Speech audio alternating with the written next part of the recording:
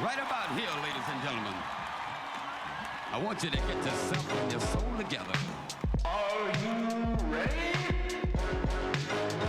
I said, are you ready? It's time for the Chris and Andre Show. You hear me I want okay? to. I can hear you great. I was going to shout out Riverside. You can go ahead and do that now. I'm sorry. All right. Yeah, you cut me off. So I just wanted to give a shout out to Riverside. We've been using their platform 3 years, maybe 2 or 3 years. And their app or their native app for the Mac has gotten a lot better. So really pleased with that. Only had one version where I had to end up using a browser and it sucked. But yeah. No, I do like Riverside. I mean, we don't leverage all of the features that it has. Like, it's got a lot of stuff in terms of like creating clips and like full episodes and whatnot. But I like to have a little bit more control over that, and so tend to just do that the old manual way. But yeah, I mean, Riverside for recording and everything. I mean, the fact that we can stream and record simultaneously and get the separate tracks and everything's nice, high quality. Yeah, it's been good. Yeah, when he said we, he meant him because I don't handle that part of our podcast. Not my skill set. So, Chris, thank you. You're welcome. He's also to blame for those trolling political shorts. So, just want to Which we won't do anymore because we're not talking about politics. So yeah, you don't have to worry about me clipping something that you say out of context and posting it just to get a rise out of people. Yeah, let's not do that anymore. But something that's kind of politically adjacent are a few things that have been in the news. I'm only familiar with one of them, but I'm sure the other ones that you shared earlier, I can probably chime in on. But Allbirds, what the actual... I mean, as two major, supporters, proponents, really, of artificial intelligence, I think, this is ridiculous. This is absolutely ridiculous. It's very clear they had no money. Their business had tanked. And they were like, how do we get money? AI. And I feel like they're just going to get a bunch of investor money. And then they're going to be like, oh, it turns out those accelerated GPUs that we wanted to buy are really expensive or really hard to get. And so we already spent all the money on lavish things for our or golden parachutes for our executives or something. I don't know. Yeah, I read the story this morning. I heard about it yesterday, and I still don't know what the play is. The only thing I can figure is that they have space, and they figure that there's a demand for GPU access, right? Is what they're banking on. And so my read on it is that they intend to basically convert some of their existing like real estate into these warehouses, data centers, essentially, more or less, right?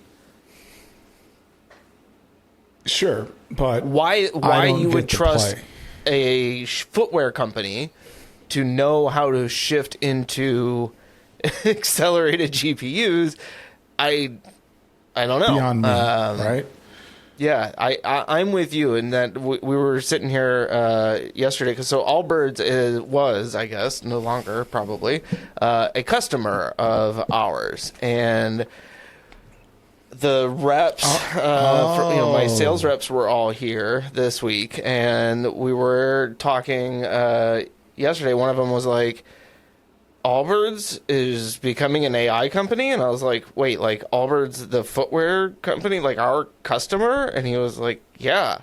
And so I went to the rep who works with Allbirds, and I was like, did you hear about this? And she was like, yeah, I just heard about it this morning. I have no idea what's going on there. That's not anything. Like, my read on it also is that most of the internal staff had no idea that this was coming. Right? I mean, if you went to work at Allbirds as a footwear designer or developer, you're not going to want to stick around for new birds. Like, so why? Of course not. Right? But my question, so I think we're thinking the same thing. So the real estate move, I kind of get it because there's been a national backlash against data centers. Mm-hmm.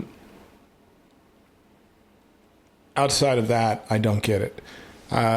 Because I think that the bubble is soon to burst, like just because of external pressures from, other world events. Yeah. Well, and I mean, you've seen some AI companies are already starting to close their doors. Right. Or at least portions of it. I mean, like Sora shut down and Disney pulled their $1 billion investment out, which, I mean, that was never going to last anyways. Yeah, that was a bad play.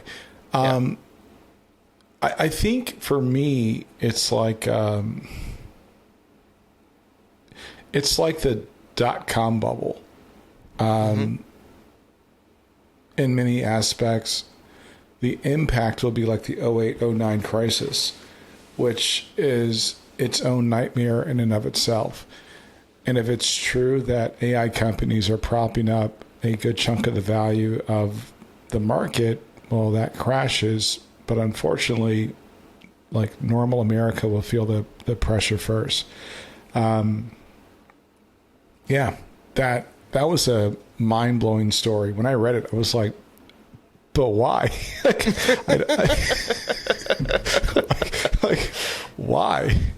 I mean, I understand my limits. Like when people ask me about certain technologies that they're not my domain, I just kind of say, yeah, I don't know. But I'm not. This seems like the opposite of that, Right? Because my initial thought was like, okay, they're gonna develop an AI platform for designing footwear, or for shoe customization. Like I assumed, when I saw the headline, that's what I thought. Footwear related somewhere, and then it was just like, nope, clean break, When I saw the headline, I was like, it's not April 1st. What are we doing? And I was trying to think of scenarios with like shoes. And as I kept reading, I was like, yo.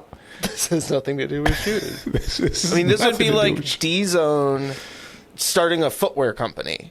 Right. Right? That's... Like, guys, we're closing the website. We've sold Answer Hub. We're going to build shoes from now on. Like, what? What rich fever dream are you in that you just...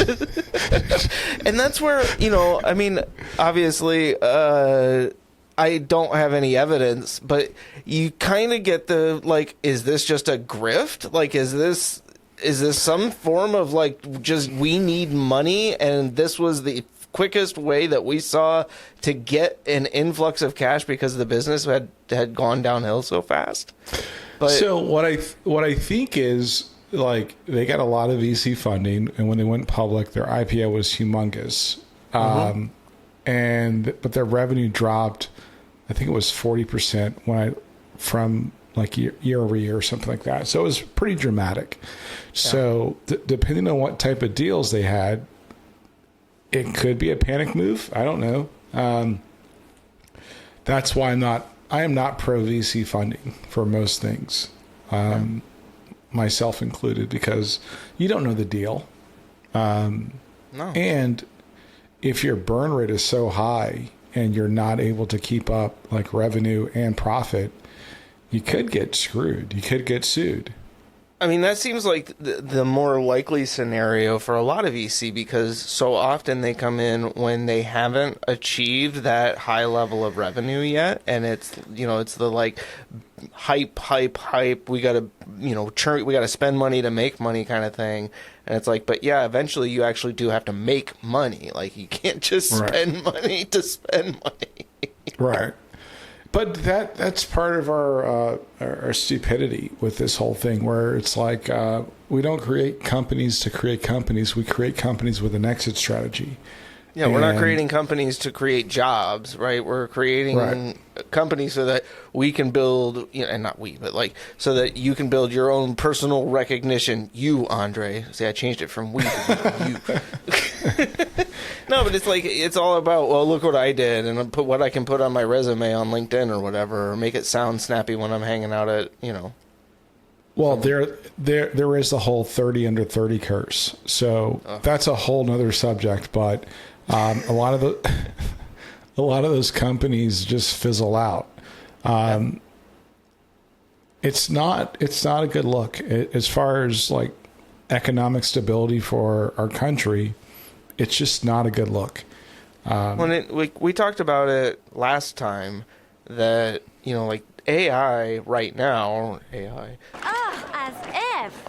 It is plummeting towards the trough of disillusionment where, its effectiveness, its usefulness has not proven out based on the promises that were made and the hype that was built around it. And so now you have that backlash. And like you said, I think a lot of those AI investments, like that money is going to start going away very quickly based on not only what's going on in the AI market, but just global economic conditions in general are going to dictate that people get as much of that money back as they can so that they can be more liquid to adjust to what's going to happen. Yeah, I saw a story in the news while I was eating dinner, and they were talking about how the impacts of tariffs and the global supply chain like delays are starting to affect North Carolinians. Well, it's not going to get better. It's I don't know why we. I'm not anti-billionaire. I just think that people that are billionaires are idiots, and the current ones we have are just weird, and there's self-righteousness just annoys the shit out of me. So. They said it never gave you niggas money. You don't know how to appreciate it. Oh yeah, so Marvel, Disney laid off a bunch of people at Marvel Studios. I think it was, 1,000 Disney employees being laid off, and the bulk of them are Marvel's visual department. So it could also be AI related. I think they learned after Secret Wars not to do that. I think they did. I think you're right. But I think some of the... All right, here's what I think. Some jobs will go away, probably not AI related, but I think that for some production, you probably want to outsource it. Like, it doesn't make sense to do a lot of things in-house. Which is funny because Disney's been going around acquiring so many other companies to bring them in-house, and now it's like, well, you'd actually be better off getting that done outside of your own corporation. It's like, but there's nobody left. We already bought everybody. It's like a bad G.I. Joe episode. I don't know, man. The acquisition, like just cycle that we're in doesn't make sense to me. No. Before we started recording tonight, I saw a video on YouTube, Affinity 3.2. I'm not going to use Affinity. Like, I just don't trust Canva. Like, it's just not going to happen. So I've committed I'm sorry, GIMP, but I've committed to GIMP again. So like I'm just gonna I'm gonna go down the path that in certain places that I can feel confident I'm not gonna have to do a lot of like reworking of things, or I can increase my skill set. I say that to say this: a lot of the layoffs are because people get too comfortable in their jobs. From a person that's been laid off twice. Companies don't care about you. Like, we got to stop pretending that's a thing. They're like Pendo just laid off 10% of its workforce, which is going to hurt, like, Wake County. Oracle, they had a number of layoffs, and they just keep adding up. The layoffs are stacking up, and it's not AI related. It's because of stock pressure. So whether it's tariffs, whether it's the secret recession that we're in, I like the video you sent.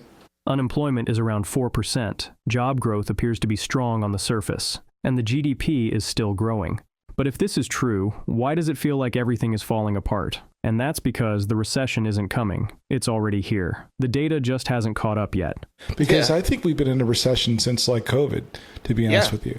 I don't think we ever really recovered. I am never going to financially recover from this. Like you were talking about the supply chain stuff earlier, and that's an area that really has not fully recovered from what happened during COVID. And I think there's a lot of the economy that still, like the pressure that was put on it in terms of inflation and everything, and how that was kind of handled for a while. But now it's like, in a way, right, under Biden we had this softish landing, and then the last 18 months have managed, like, if there was any chance that we were going to start to climb out of the recession that we were clearly in, it was like, no, fuck it, let's just plunge ourselves straight head first into the ground. Let's make it really hard. It's like tariffs, and then let's go to war. And bro, I just paid $95 in gas last week. Yeah, 95.20. I was like, damn, this is a problem. Yeah. This is, so that was $23 more than what I usually take to fill up my car. And remember, I fill up my car on a quarter of a tank. So it's like, yo. And I don't put, I go to Sheetz and get the 88 unleaded. That's 30 cents cheaper than the 87 unleaded. And I'm still paying probably $15 more every time that I have to fill up my tank than I used to. Right. The one thing, and I fill up when it's completely empty, like running on fumes. Yeah, I'm not. I'm too afraid to. I want to have like zombie, like movement amount of distance. The layoffs are pretty bad, and I'm still a revolutionary about this. And I think that if you get laid off and you have, this is the way I look at it. If you have a skill that can't be easily duplicated, you need to figure out a way to work for yourself. We need to reset the system. I don't know why we haven't done that yet, but we need to bring back innovation, entrepreneurial spirit, and then just like dick over the people that are dicking us over. It's not for everybody, but I think if enough people can build companies that are meant to be companies and not just money machines, like with the exit strategy, we solve a big deal, a big part of the problem. Yeah. Especially developers. Like it bothers me when developers get laid off and get another job and plan on staying there until the next layoff. Yeah, it was one of the interesting things in that video about the secret recession was talking about the jobs numbers and the way that they look at, if a full-time salaried worker gets laid off and has to pick up 2 gig work jobs like Uber and delivering food or whatever, that counts as +1 net job creation. Like, but what's ironic about that's what was called years ago underemployment, right? And you only hear about underemployment when there's a Democrat in office. Right. Well, you only hear complaints about a lot of things when there's a Democrat in office, but to be fair, okay, yeah, that's true. But I think that's the hypocrisy of our system, right? Yep. Whether that's corporate media, whether that's politicians, they pick and choose which facts they want to highlight, and it doesn't, it's not a complete representation of what's happening. Right, so, and they fudge the numbers, right? They fudge the way that things are measured or what number it is that we're looking at. It's like we've talked about before. I know you're a big fan of statistics in general and how useful they are. But it's true. Like, I mean, if you really want to, you are able to manipulate a lot of data in a way to make it seem like it's whatever you want, and unless you're speaking to somebody that is also familiar with the data and is able to do their own true analysis, then it's very difficult to have a frank conversation about any of that stuff. And that's what's frustrating. The fact that people are for the secret recession. Is that what the title of the video was called? Hidden Recession or Secret Recession? Yeah. I can't remember. Yeah. We'll put a link in the bottom. It's pretty interesting. Or when I say we, I mean Chris. It's if you're always using 12 months prior's data, nothing you say can help you pivot, right? No. The only people that know it possibly are ADP or independent reporting companies.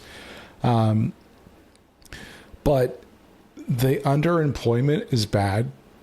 Okay, let me get to my point. My point is this. In Wake County, North Carolina, in Cary, Apex, Morrisville, the median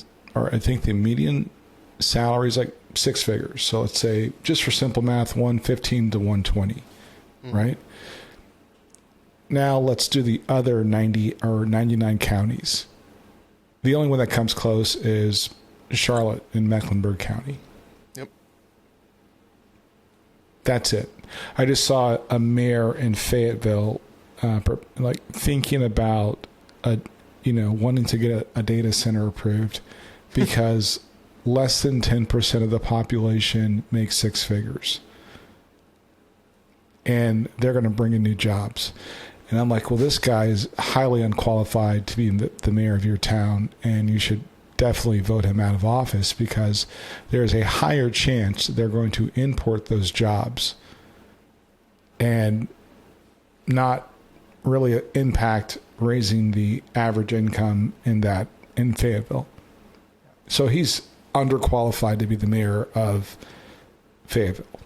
I wonder if he was part of the group that signed off on that $14 million sports complex. He is, and I think that's it is kind of, but it's not national politics. Yeah. But yeah, we're trying not to do that, but that doesn't help the people in your community, right? When you make poor decisions like that, the mayor of Fayetteville should not get reelected because he's unqualified to make good decisions.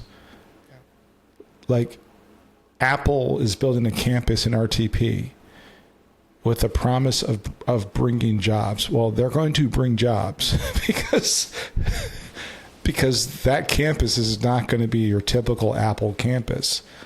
Yeah. That's going to be for people that are way smarter than most engineers that graduate from state.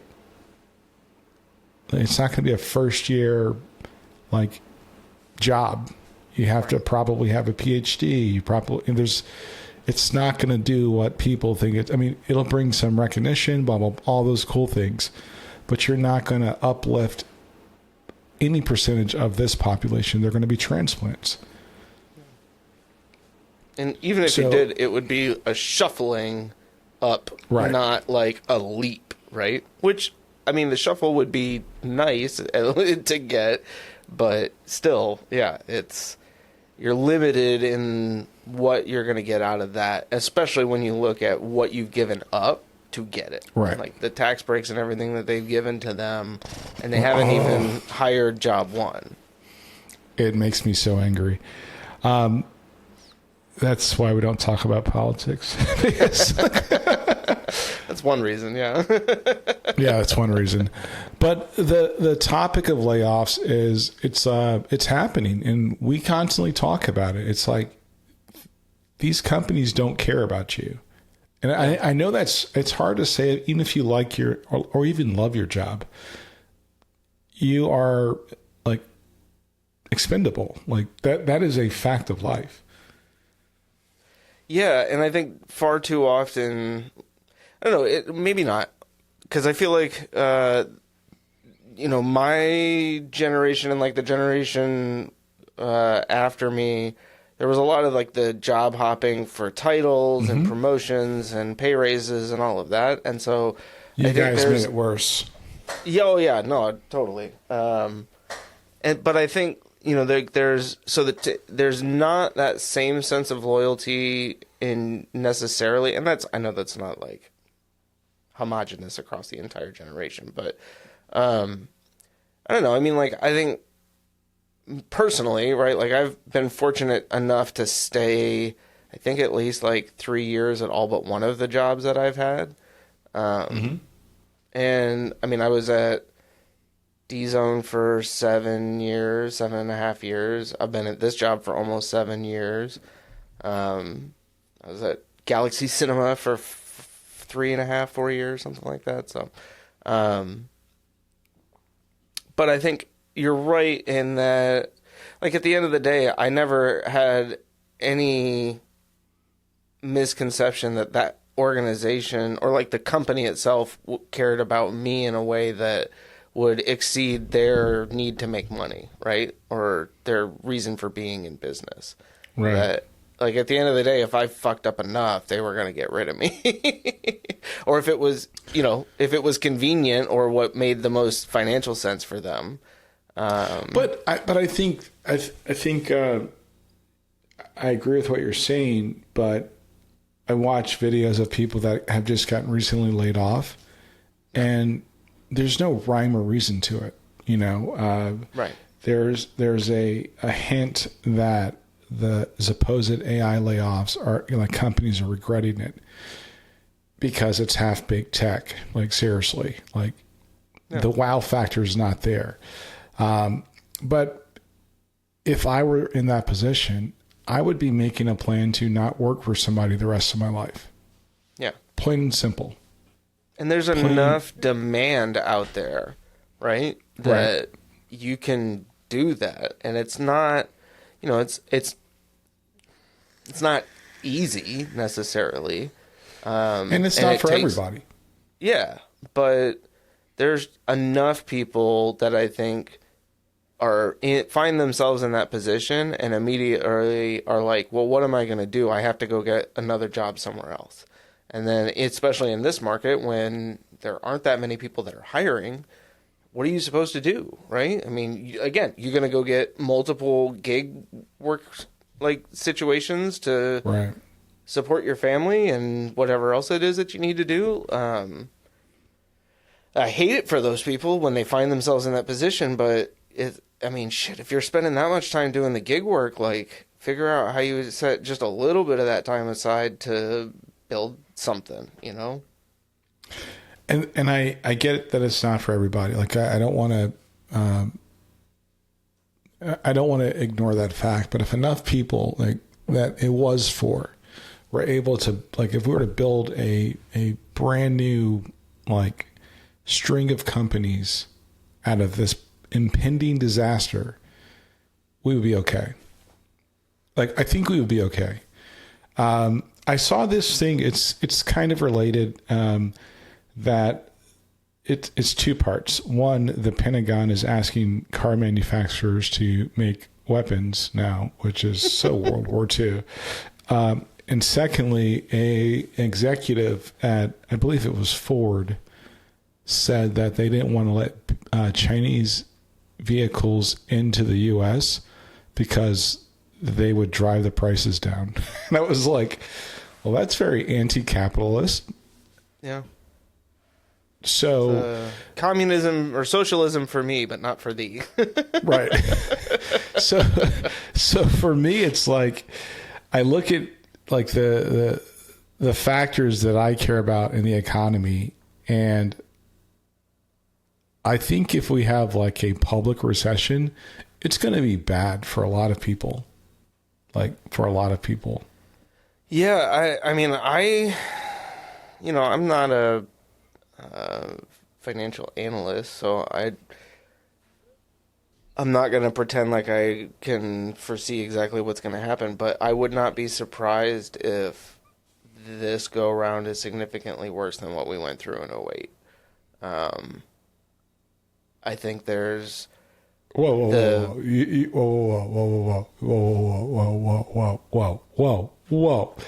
You don't have to be a financial analyst to understand. Like, I am not going to let you sit here and try to obligatory, not financial advice. It's true. It looks really bad. Yeah, it's like, what are we talking about? Like we said, right? It's not.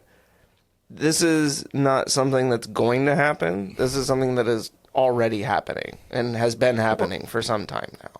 And it's just a matter of when everybody starts to recognize it and kind of admit it that this is what's going on. But until then, yeah, I mean, it's the. So if the video you sent to me was true, 18 months, right? Yeah. Well, if you do the math backwards, inflation has gone up over 18 months. Jobs creation is like fell off the map over 18 months. By definition, somebody in our government should have reported we're in a recession, but we know that's not going to happen. Right. And so, was there somewhere you were going with that? Like, yeah, yes, I agree. Nobody in our government is going to talk about this because they can't. Right. So it's like it's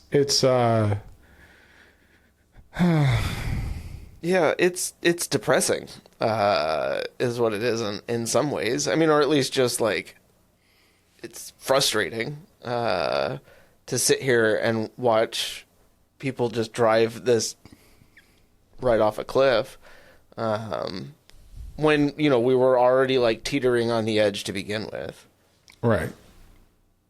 It's like you all you had to do was gently turn back to the left, and instead you just jerked it hard to the right. Well, I think for me, what frustrates me is it's just the lack of concern about the layoffs. The only reason we know about the layoffs is I think most states, if you're going to lay off like 10% of your company, you have to report it to like labor commissions. And if that weren't a law, granted, that law does nothing. It does absolutely nothing. It literally just means you have to report it. That's it. Right. It's the most and we may look into it. Right? It's like the most feckless crap on the planet. It's like, yeah, I just have to tell them that we're doing it, and it's okay. And most states and municipalities give so many concessions for these companies. I think back to Advanced Auto in North Carolina, and the state gave them so much to put their headquarters on Six Forks Road. And they fucked us. Yep. Just fucked us. We're closing stores, we're laying off our staff, and blah, blah, blah. And it's just so like infuriating. I just can't. Well, and especially because you know that none of that is guaranteed. Right? When you sign those deals, you know that none of the promises from the corporation are guaranteed. And yes, maybe if you are lucky, you can claw back some of the breaks that you gave them if they should default on certain aspects of it. But even then, how much are you spending on litigation, going to court to have that be paid out? And you've still lost all of that time and effort and the development, what could have gone in where that was, that could have produced revenue and jobs and all of that stuff. But not all of us can understand the time value of money, so... Oh, yeah. I don't remember who wrote that comment, but God, Jesus, Lord have mercy. I think back to VinFast, and I'm actually glad VinFast was able to meet their production schedule. It's cool to see VinFast vehicles in North Carolina. I was just in Florida to see one of our sons and his wife. I only go to Florida because my kids are there. Nothing against Florida, but I only go there because my kids are there. I would skip it every other day. Every time. Just wouldn't do that. But anyway, it's like driving around Orlando. I don't know where people work. Like, I really don't. It's like you either work at Disney, you work at something that supports Disney or Universal, but it's not like people have normal jobs. No. There's a bunch of billboards for attorneys. It's just not it's not a city built for the people that live there, basically. And that bothers me. Right? Yeah. When I drive around most places in North Carolina, I understand what people do to support the town, and they probably live there. But going to places like Florida where it's like a hodgepodge of, and I'm not trying to shit on Florida. I'm sure somebody's listening from Florida. They're like, this guy's pretty mean to Florida. I'm not saying that, but I think that we've got to stop repeating the same patterns, right? Because for the sake of our children and the future of this country, hopefully we can kind of figure some stuff out. So anyway. I mean, yeah. I was in Florida, let's see, January. I had to go down there to Orlando. And yeah, it is strange. I mean, and granted, like the Disney area in particular, it is Disney or Universal Studios or nothing. Right. And everything around there, even the convention center, is kind of built around the idea that that's all right there. Most of the stuff outside of that is not very good, honestly. Like even the stuff that's outside of Disney Springs and whatnot, the restaurants and stuff in the greater Orlando area, not that great.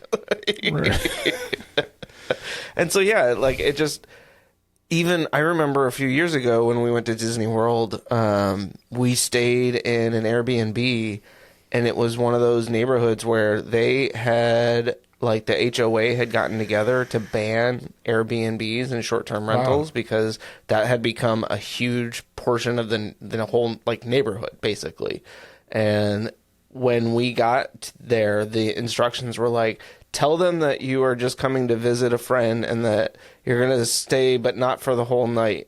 And then go back in the morning, or then we'll have a parking pass for you in the house when you get here so that you can park. So you basically have to lie to security to get through. Are you kidding me? Yeah. Wow. Yeah. But even driving through that neighborhood, you could just tell that most of the people there were short-term rentals. They were not, it was not meant for long-term, or not meant for, but it wasn't being used as full-time residents. As residential. Yeah. Yeah.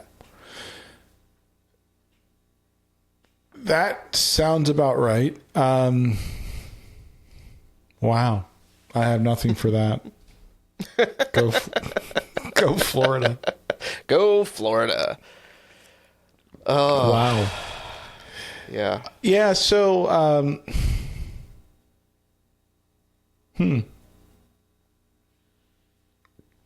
it's kind of hard not to bring up politics. It's like really a lot of this stuff goes so much of what's been going on lately is just, and I will say I am proud of myself because I've learned not to fall for the bait as much, like, or at least to recognize when I'm starting to take the bait and be like, ha, you almost got me. Just in terms of, no, it's like, these stories don't matter. Like, yeah, I get that people are enraged, but it really doesn't matter. Like, it's, in the grand scheme of things, if this was the thing that made you cross the line, go fuck yourself. Like, whatever it is at this point, it doesn't even matter. Whatever it is, like, you've had so many opportunities.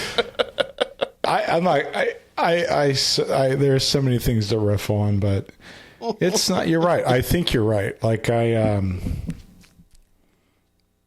don't know. I'm not amused anymore. It's like the Pope.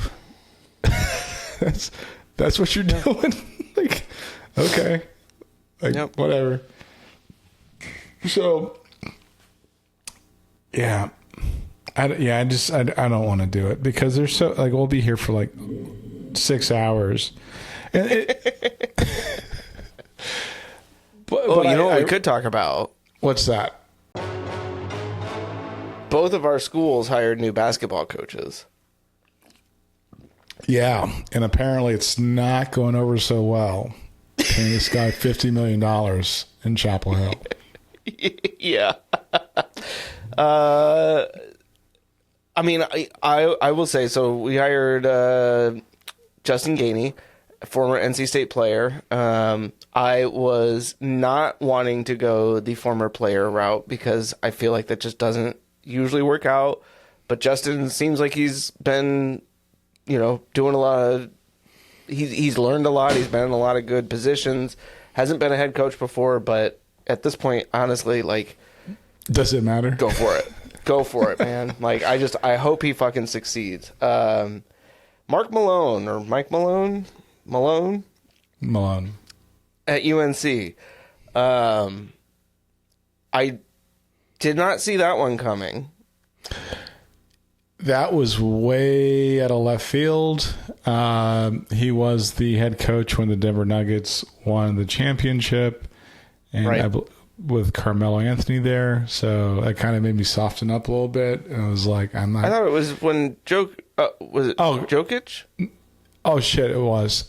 Damn. So there goes that. Well, and like two of his kids play sports at UNC, right? So that's my understanding is that was part of how he was connected to like UNC and why it was kind of even an option. Can I be honest with you? I would love for you to be honest with me about this. I did not give a fuck who they chose. I was just. You were just done with Hubert? Yeah, I was like not impressed. Like, yeah. I'm a firm believer in not everybody's meant to be a head coach. Yeah. Nothing against Hubert, but I don't think. I've never seen him being a good coach, basically. I think the talent on the team won the games. It wasn't his coaching. Yeah, and I think, it certainly seemed that once the talent that Roy had assembled wasn't there, then it also seems like Hubert either wasn't able to identify the right talent or wasn't able to coach it up. I don't know. It's... I don't care. I just right. don't think it doesn't matter ultimately. Yeah. Like, you fail to do the job, so... Right. So... I wasn't really invested in because I saw UNC pick Belichick. Yeah. So you kind of had a feeling that it was going to be a shit show. Well, and that seems to be another thing at Carolina is there seems to be some bit of power struggle dynamics going on in the athletics department, and like the new ADs coming in, right? Bubba Cunningham just left. So you got the new AD that just came in, but then during the Belichick thing, it was like you had the boosters were the ones who wanted right. Belichick, and the AD didn't, but they overrode the AD, and so it makes me wonder with this whole thing, like, was this another backroom booster deal, or was the AD on board with this? Like, I know there were a lot of the other coaches that were still playing in the tournament that eventually said no and seemed like they kind of used UNC to leverage their own. Stop. This guy's going to have to get to the Sweet 16. Like, if he doesn't, they're going to have to deal with year one. Okay. If he doesn't, they're going to figure out a way to get out of the contract. And $7.6 or $7.8 million a year, that's going to be a big blow to, it won't be a big blow to their program, but they're going to lose credibility. That's going to delay anybody wanting to be recruited at UNC for at least 4 years. So, because people don't believe in the coaching staff and their athletic department. I just hope they made the right decision, right? I don't think Hubert was the right decision. I mean, I can't explain what it was about him. I'll tell you part of the battle they're having. A couple of people they asked in interviews about, Coach Davis. One mentioned his faith, like that has anything to do with basketball, and the other one didn't. One was a booster, one was I don't remember what his position was. And it's like, no, I need you, like, no offense, I need you to pick a good coach. Like, I don't care about none of that other stuff is important to me. Is he a good coach? And I think that, and I also know that UNC is having an identity problem or crisis because they're bowing down to this current administration. So I think multiple things are happening where it's like, I don't think it's the same school that is focused, especially in sports, are focused on the right things, to be honest with you. Well, and I think in a lot of ways, the Belichick hire kind of underscored a lot of that, right? Right.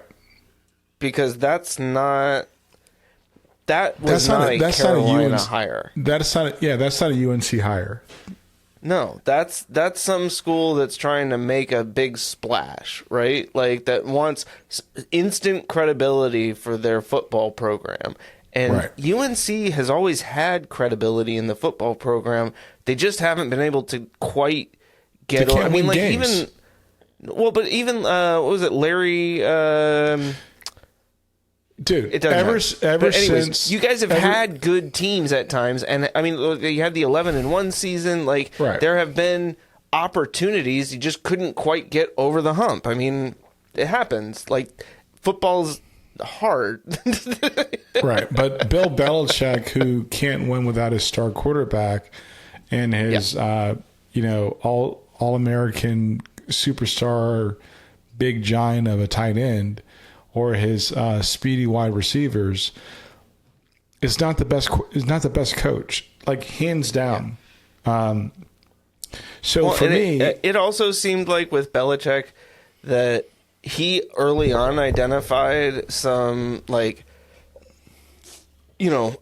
gaps in the market in terms of talent that he could find in certain positions, like the smaller, speedy wide receivers when most teams were going big, tall guys. But eventually the league caught up, and he never... But that's every season. No, it is. I know. It is. You're right. That's my biggest frustration. It's like, yeah, that's great until people watch tape on you. That's great until people figure... Yes. I mean, those are always it's the downfall of the Chiefs. It'll be the downfall of any other team that thinks that we have the perfect package. We have the perfect offense. Like, look at the Eagles.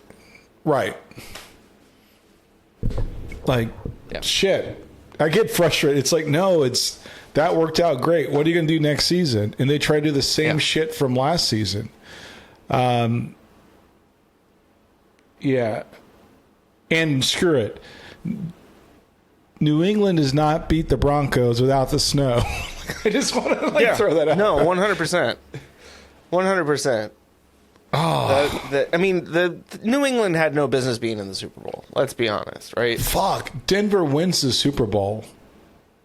Same conditions. Yeah. They win the Super Bowl. Same quarterback, backup quarterback, doesn't matter. They win that Super Bowl. That defense was legit. No. May Same is your not. guys' defense. Oh yeah, I thought you were talking about. I was like, yes. I was like, No, our defense sucks. Wait, what? I thought you were talking about New England. I was like, no, they're not. Like, No. I No, want the to snow was what got you guys in that game. Yeah. If what's his name hadn't gotten injured, Bo Nix would have. He probably would have scored the touchdown before the snow, but that was still the right. Not play, only that, wrong but he call. could run. Right. Though, but anyway, spilled milk. I'm not really. I think Carolina will figure it out. I don't know if this guy is bad or good. I really don't care. If he gets to the Sweet 16, then I'll He's done decide. his job. Yeah, like, I mean, this is what frustrates me about ACC, like original ACC teams. Mm-hmm. Without Coach K, I'll even include Jimmy V, Dean Smith. You should. I mean, I'm not going to say what I want. I'll say this. You want me? Because I might get a lot of hate. Coach Valvano wasn't all that great as a coach. Like, he had spurts, but he wasn't like, or maybe the ACC used to be super competitive, right? Yeah. So, sure. He had a winning record against Coach K. Right. So, there's a lot to be said there. But You're right. I understand. yeah, so it's like I do think that Coach Valvano's lore, like the mythos that's been created around him, Yes. has gotten way out of proportion. well, okay, it's way out of proportion. It's gotten out of proportion. It's one of those, people make a bigger deal about it. I mean, because honestly, even looking back at the Cinderella run in '83, the only reason they were Cinderellas to begin with was because was it Sidney Lowe had gotten, or was it Terry? Oh my God! No, I'm not doing this. I can literally. See, Derek Whittenburg had gotten injured at the beginning of the season and didn't play until the very end of the season. And so when he came back, it was like, oh, we got all our parts together again. And granted, right, like the dunk to beat Houston was pure luck. See the time. Wittenberg. Oh, it's a long ways. That was not a pass, no matter what Derek Whittenberg says. But, I mean, that shit happens in sports. That's why we play the game. my point being, there are a lot of things about. I'm not going to shit on Coach Valvano. I'm not going to do that.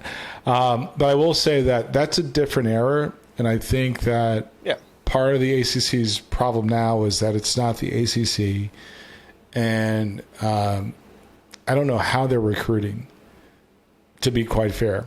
A lot of what helped the ACC for a long time was the fact that it was the ACC in basketball, and that meant even if you were going to play at Georgia Tech, fucking Syracuse or UConn, Syracuse. If you were if I was going to pick between UConn and UNC, that's an actual decision, right? Yeah. Even back in the day. Yeah. Like if I'm a kid from the Northeast, I'm probably gonna be like, oh, but Jordan played at Carolina. All right. Full disclosure, I forgot Jordan played at Carolina when I moved to North Carolina. I don't know why.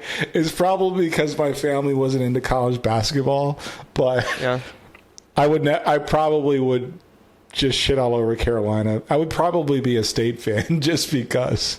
Or actually, I might be a Duke fan because I don't like the color red. But that's another story. But if I'm from the Northeast, I'm either going to play at UConn, Syracuse, or St. John's. End of story. Somehow, the ACC was able to draw players from, like, you know, the Northeast consistently because the State programs got were that Julius fucking Hodge to come play there. Right. Like, out of Harlem. Right. So it was a different conference. It was a different game. It was. And then you had the whole East Coast basketball, like just the way they played. When you're playing against Georgetown, and they were beasts. Yeah. The Hoyas. I mean, the ACC Big East, like, yeah, that was nuts every year. And now the Big East is gone, and the ACC absorbed a bunch of them. But it never made the ACC better in basketball. It never made them better in football. Yeah. I mean, like, we got Miami, Virginia Tech, and Boston College all as they shit the bed in football. And none of them were decent basketball teams. Right. I don't want them in. I don't want Miami in football because Florida, you just can't, like. I've never consistently, although Alabama would be the exception to the rule, I've never consistently seen any other state schools except for Florida just dominate. Nebraska, I'll give the Cornhuskers are For a while, yeah. for a while. Oklahoma used to be, but Florida was dominant for a long time when I was a kid. Like Miami, especially the Hurricanes, like fuck, they ran over everybody. FSU when they came into the ACC. Yeah, what the fuck am I talking about? Yes, it was like, what can you do about that? Nothing. Just State let them was win. the first team to beat FSU in football after they joined the ACC, Oh, that's a fun fact. or at least the first team to beat them at their place. Maybe it's one of the two. Either the first Okay. overall or first at their place. So I look at like the ACC as not being the ACC anymore. It's just like a hodgepodge of teams. We talked about it the other day. You got fucking Cal and Stanford. The fuck are we doing? Atlantic coast my ass. even I mean, like Notre Dame, at least you were kind of like this side of the Mississippi. Screw Notre Dame. Because Notre Dame holding on to their football package has always pissed me off. Oh, like, yeah. if they're going to be in the ACC, let go of the football package. Yeah, and the whole idea was they thought they could eventually convince Notre Dame, which was never going to happen. And in the end, Notre Dame was the one who got to use the ACC for legitimacy to get to where they wanted to go, but it never went the other way around. Right. So, and the Midwest teams are, like, in basketball, have always been, like, a problem. Kansas. Kentucky's, like, a middle-ish type of thing. Yeah. If they can get a decent coach, you know, like, they could be all right. But it seems like so much of it now, I mean, and maybe feel free to correct me here or disagree, but money, right? I mean, like, with NIL and everything, it's all just about, and not all, but so much of it is, well, I've got a booster that'll give me an extra $2 million for this kid for this year. And what 19 to 20-year-old is going to turn down $2 million? Not many. So here's my like, I don't know how to, like, I don't hate NIL. Me neither, because the kids deserves to get paid. Right. Like, this sport is making billions of dollars, and the fact that they weren't able to profit from it in any way other than their scholarship and the stuff that they received directly from the university was bullshit. But it has also created this monster now of, you know, basically mercenaries in college sports, which It's again, always right? been the Like, case. yeah, and, So- and and it is in pro sports too. So why does it matter in college sports? Is it because it's tied to these universities and we have like this association with that feels bigger than just the sports team, and so we get upset that these kids don't have that same level of attachment? Because this feeling of like, go ahead. I personally don't think that. Like, because I know that, especially with football players, they're getting CTE. They're probably, less than 1% are going to go to the NFL. So get the bag. Semi-pro football is a fucking joke. I don't care what The Rock. Oh, that's the next thing we're going to talk about. How much I dislike The Rock. Good, because I have something to add to that. I think that for the value they bring to the schools, they should be able to, even the Olympics, right? So we have this, we make money off of people's effort without rewarding those people monetarily for the effort that brings the money that we're getting off of them. Yeah. It drives me crazy. How much does NBC pay for the right I was just about to say that. Broadcast the fucking Olympics every year, and none of that can go to the athletes? Like, they don't get compensated? Or maybe they do. Maybe they get like $25K or $25K for a gold medal. The motherfucker, what? What are we talking about? What are we doing? What's going on? Now on to The Rock. Okay, The Rock is on a list of actors who are in a movie. I will not watch the movie. For some reason, I don't know how it happened. I don't know what was my final tipping point. I just fucking can't stand that guy. I'm sure what was the last movie that he was in that you watched? Do you remember? He was, I think he did was he in the last? No, it was Black Adam. Yeah. I had to watch. I feel like that's the last thing that I saw him in as well. Because I didn't see The Smashing Machine. That was like that indie film that he did about the MMA fighter that everybody was like, oh, it's going to be amazing. And it did not look amazing. But yeah, so I have gotten back into professional wrestling a little bit as a fan. Okay. Mainly here recently because there's this guy, I don't know if you've heard of Danhausen. No.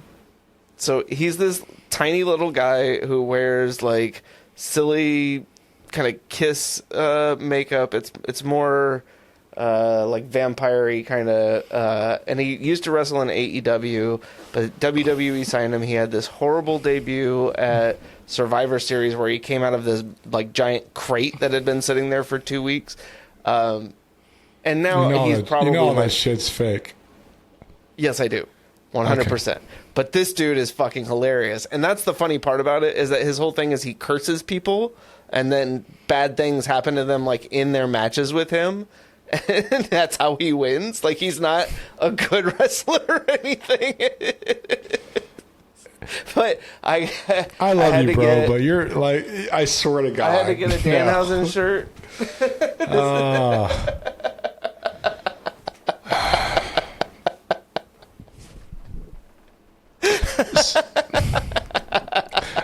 I've got nothing on that, but I will say, fuck Gene Simmons. From Kiss. He's a piece of shit. He made this comment. He made a comment that like about who was being inducted to the Rock and Roll Hall of Fame, and pretty much was shitting on anybody black. And part of me was just like, without Chuck Berry, you guys don't have shit, right? You fucking. To be fair, though, without Michael J. Fox, Chuck Berry wouldn't have found that new sound he was looking for. Chuck, it's Marvin. Your cousin, Marvin Berry. You know that new sound you looking for? Well, listen to this. You know that's a movie, right?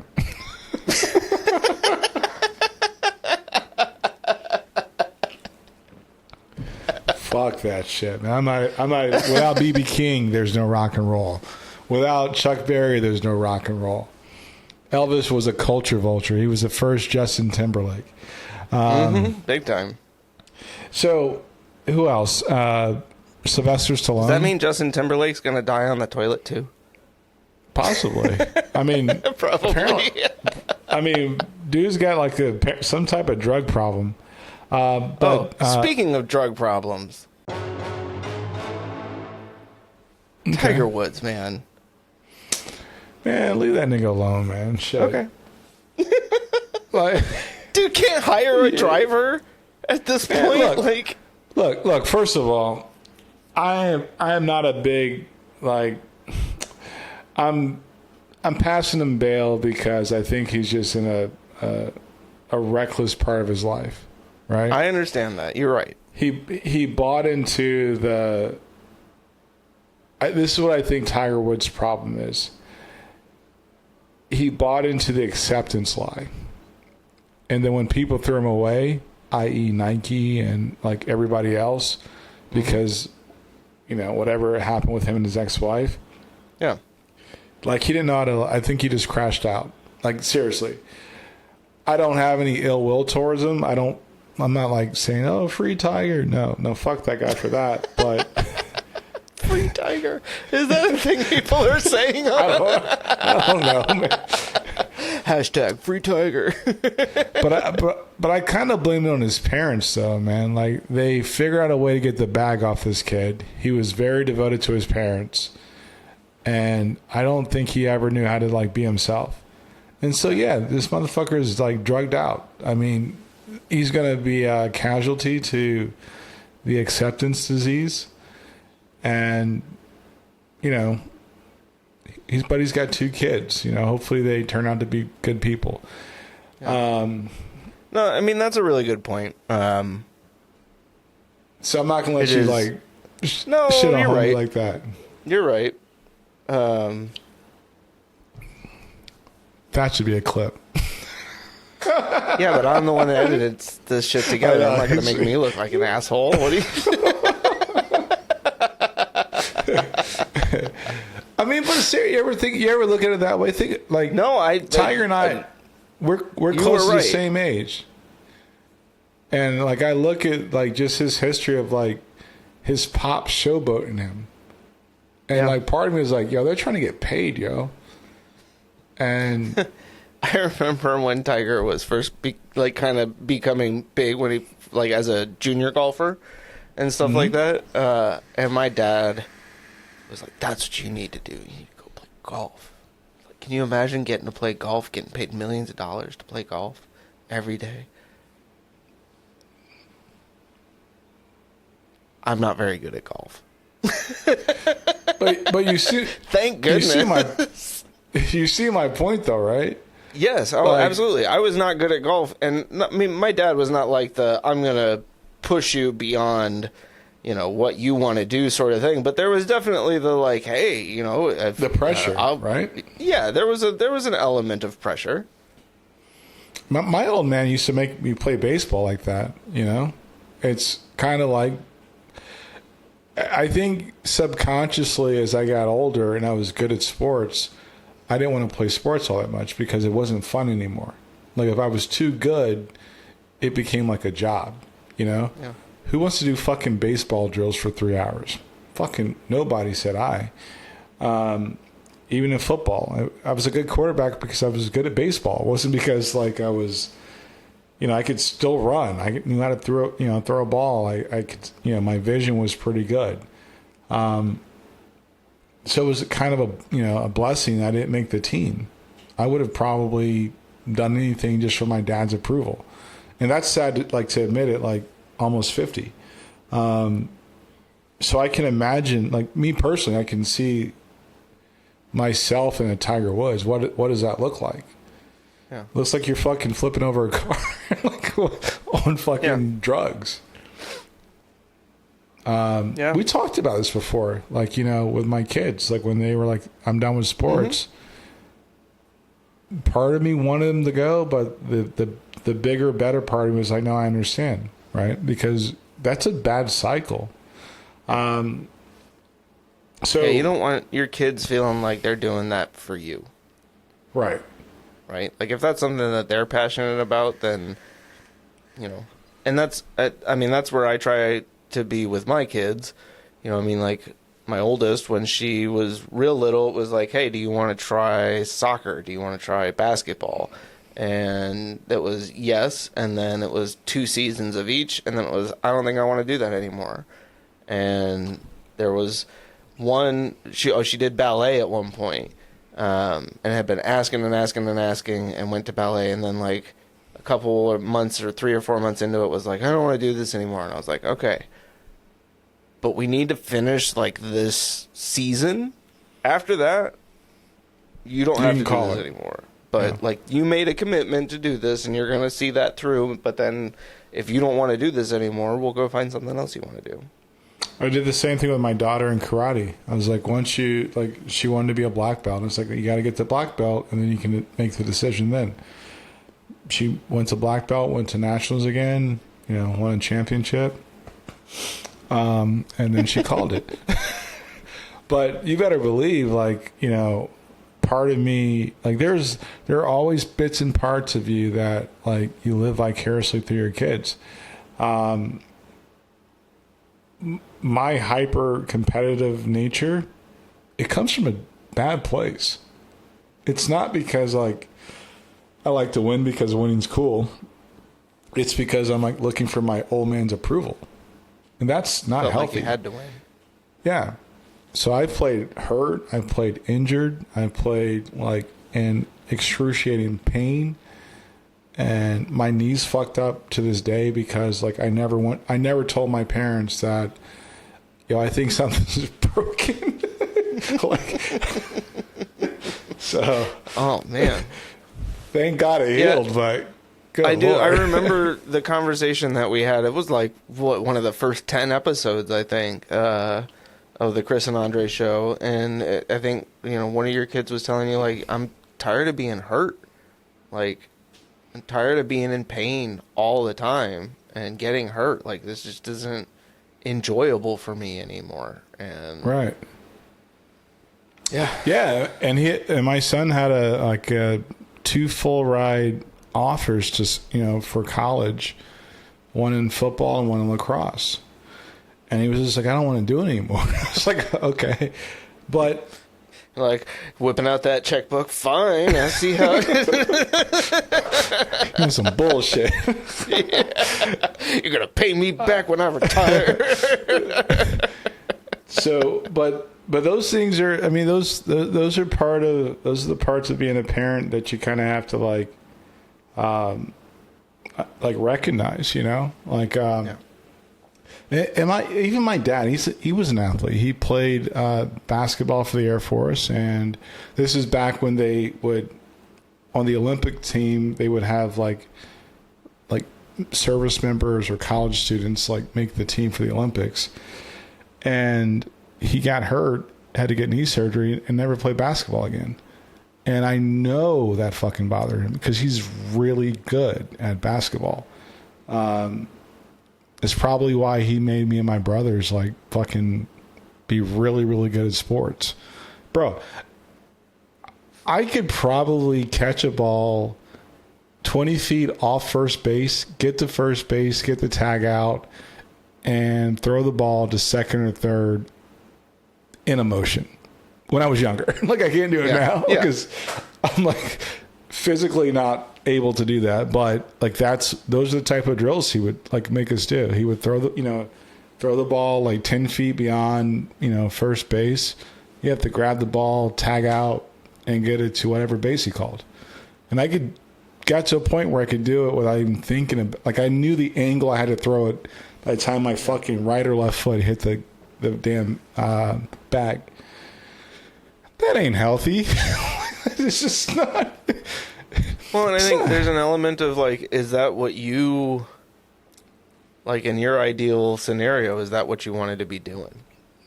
Like with your dad, right? I wanted to be on my dad, but I did, like, I started to not like sports, you know? Yeah. So it's a mixed bag. Because it becomes like, this is the thing that connects us, and I don't want to lose that, but at the same time, like, I'm kind of only doing it for that. Right. And you had to be perfect, right? You had to be perfect. And when you fast forward through life and you get to like adulthood and you don't know when to quit trying to be perfect, you miss out on a lot, you know? There's undue pressure to not miss the mark, and then you're always second guessing. There's a lot of shit that comes along with trying to be a good kid. So, yeah, that's that was deeply personal. I don't really talk about. I hope you don't mind sharing that. So for all you dads out there, I mean, like, if you've ever been in that situation, that's what it feels like. And if you went through that when you're younger, like, you got to manage that so when you have kids, you don't pass that along. I remember when my son was telling me that about the football scholarship, they wanted him to put on 35 pounds. Oh, He's like, Dad, I don't want to fucking do that. I was like, okay. Like, 35 pounds is a lot, bro. I mean, yeah, it's a lot. that is. And especially when you have like 2 torn ACLs and like, No, that's not healthy at that point. Like, putting that extra weight and the extra strain on the ACLs that have been reconstructed, like, that's not. it's not a good look. Yeah. No. So that was our parenting corner. And I will say this. I want to make sure I make a point. I love my parents. They were, and I tell them this, like, when I see them, they were terrible teachers, but they taught me good lessons. Like my drive to be good, I've kind of tampered that down a little bit to where it's healthy, but it's I mean, actually you do a podcast with me, so.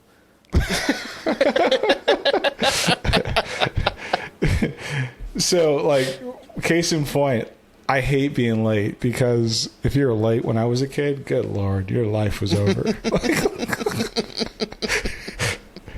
But now you don't have to worry about that, because usually I'm the one running late. Yeah, but I'm so paranoid that if I say, like, I'm going to be 10 minutes late, my brain, like, triggers and then I get shit done. I'm like, Yeah, and then a you're minute here early. 2 minutes after 5, and I'm like, shit, I thought I had 8 more minutes. And I'm still running around.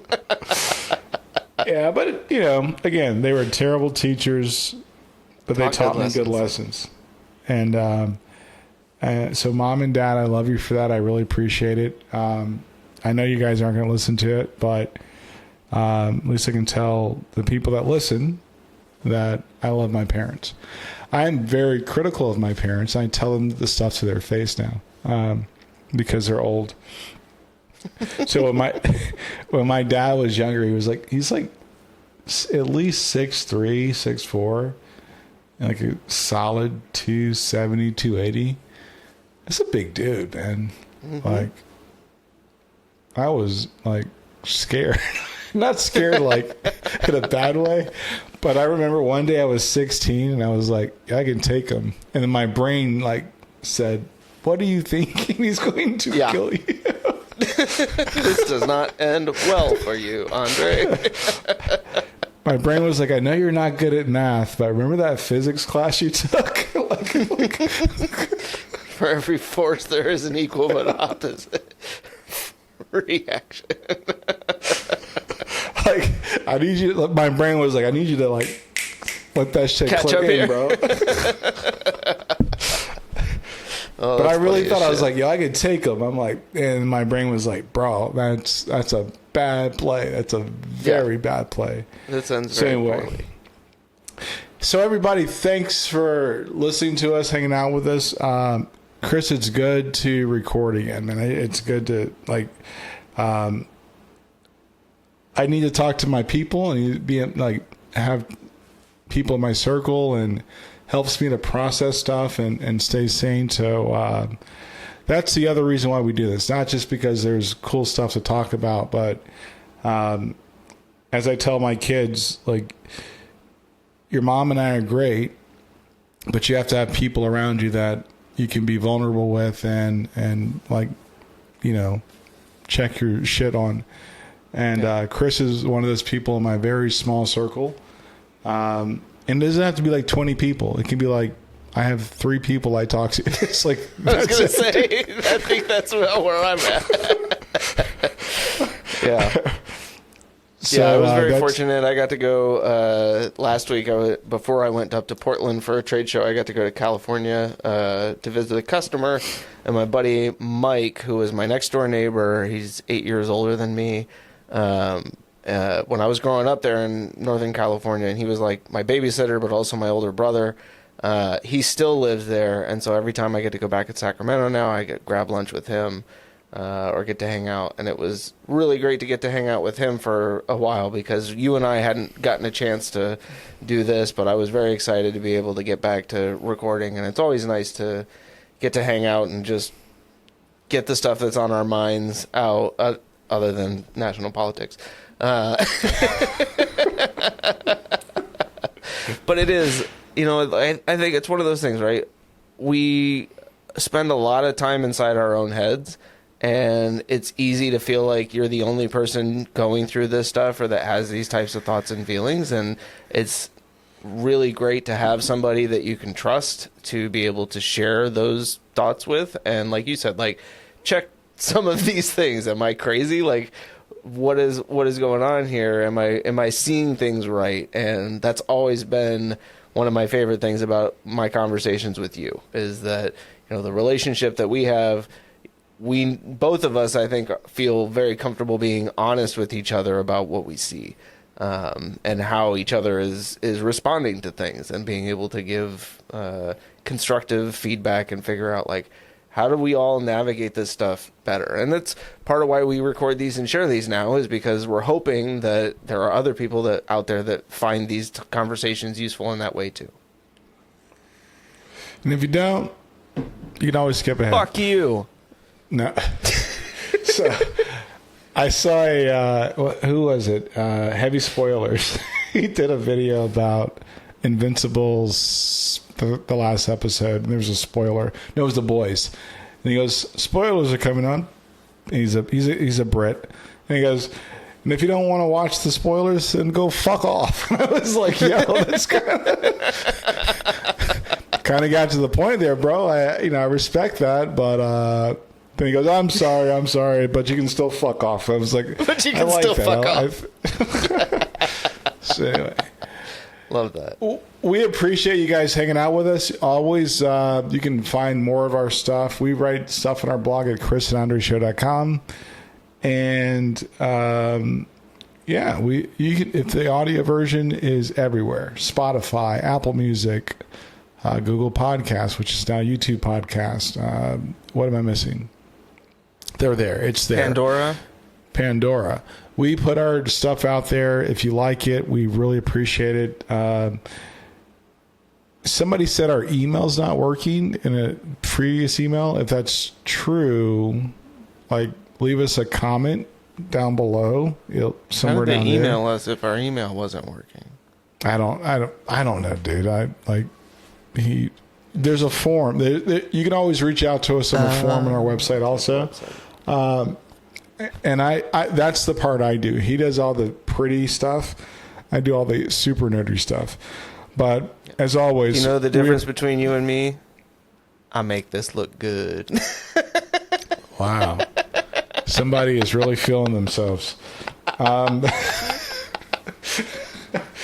This guy, he's got his Pimp Daddy scene. I've got my sterile office set up, yeah. like nerd scene behind me. Yeah. Anyway, thanks for hanging out with us. I'm Andre, and I'm Chris. We'll talk to you soon. Thanks for checking out the Chris and Andre Show. This is the part where we ask you to like and subscribe. You could also leave a comment and share this with someone you think would find useful. For more content like this, head on over to chrisandandreshow.com. Remember, stay sane, stay safe, and stay salty. We'll see you on the next one.